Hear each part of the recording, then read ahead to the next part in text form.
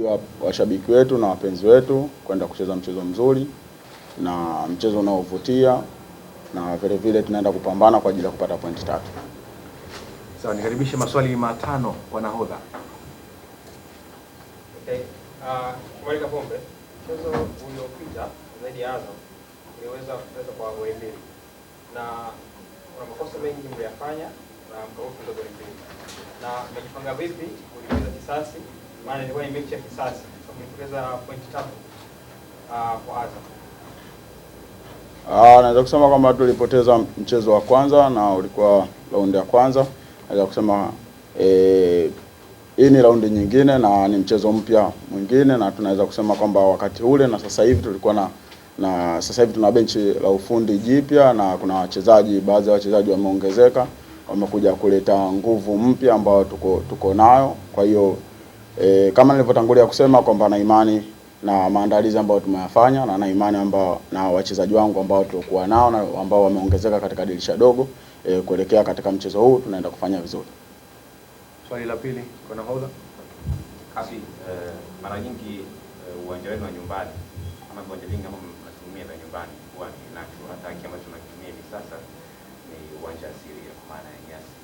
Tunakwenda kucheza kwenye artificial, na kwa muda mrefu kidogo nadhani hamjatumia uwanja wa Azam Complex Chamazi. Ile kidogo tofauti ambayo wachezaji mnapitia kwenye hivi viwanja na ile mchezo ina gani ambao unachezwa kwenye uwanja ambao ni nyasi bandia pale Azam Complex? Sisi kama wachezaji tupo tayari katika hali zote na condition zote, kwa sababu hata ukiangalia tunaenda mikoani kucheza mechi za mikoani, unakuta ni nyasi za kawaida lakini viwanja vinakuwa viko vibaya.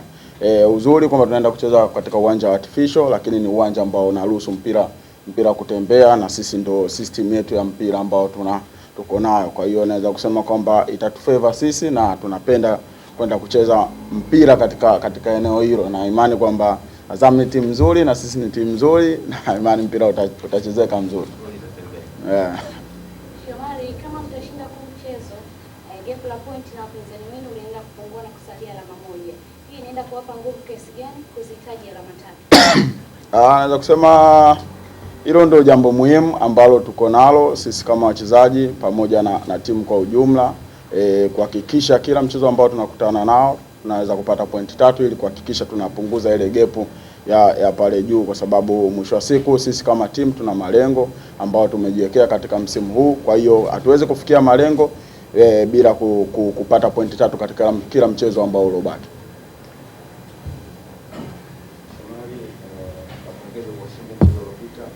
Kama mchezaji mwenye uzoefu wa michezo namna hii, kwa umekiri kuna maelezo mapya kwenye kikosi chenu kuelekea mchezo ujao na kesho, tegemea morali ya wachezaji wao wapya kwa vipi kwa mchezo mkubwa?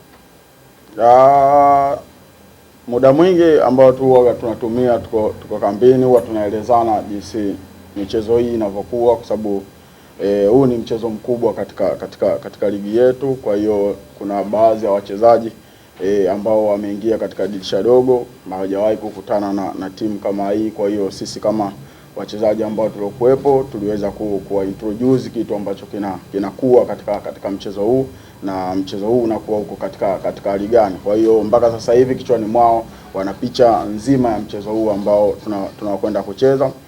Ugeni utakuja tu kwenye kiwanja chenyewe, kwa sababu hawajawahi kucheza pale, lakini kwa sisi wachezaji wetu tuliokuwa nao naweza kusema ni professional, hali zote na viwanja vyote wanaweza kupambana na kucheza katika kiwango chao. Sawa. Swali la mwisho kama lipi?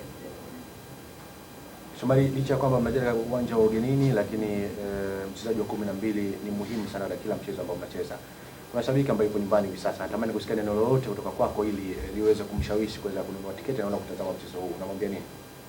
Kwa niaba ya wachezaji, nawaomba mashabiki wa Simba na wanachama wote wa Simba waweze kujitokeza kwa wingi kuelekea katika mchezo huu, kwa sababu mchezo huu ni muhimu kwetu sisi, na vile vile ujio wao kwa wingi wanaweza kutupa sisi nguvu ya kuweza kupambana kwa nguvu na kuhakikisha lile lengo ambalo tumeliweka kuelekea katika mchezo huu linatimia kwa urahisi. Kwa hiyo tunawaomba mashabiki wengi wa Simba na wanachama wote wa Simba waliokuwa miji mbalimbali karibu na Dar es Salaam waweze kujitokeza kwa wingi kuelekea katika mchezo huu.